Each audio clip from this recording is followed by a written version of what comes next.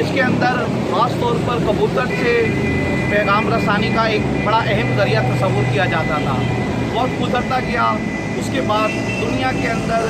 مواصلات کا نظام بڑا مربوط ہوا، اور اس مربوط نظام کے اندر ڈاک کے نظام نے بڑی اہمیت اختیار کی۔ پوری دنیا کے اندر لوگ اپنے خطوط کے ذریعے اپنے رشتہ دار، اپنے عزیز و اقارب سے رابطوں کے اندر رہا کرتے تھے، جس کے اندر سب سے اہم ترین جو اس کا ٹول جس کو کہا جائے وہ ٹول یہ لیٹر باکس ہوا کرتا تھا، جس کو اب ہم نے بالکل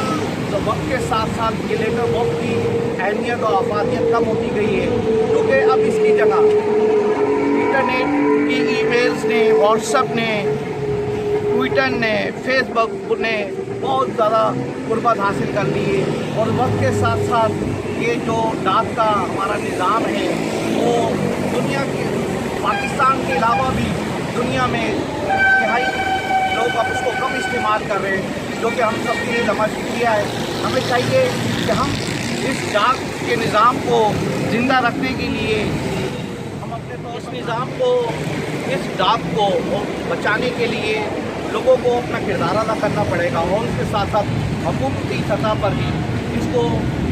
ایک خاص طور پر مانیٹر کیا جائے، تاکہ یہ ڈاک کا نظام۔ اس وقت میں موجود ہوں انکل سریا ہاسپٹل کے ساتھ لیٹر باکس کے اوپر،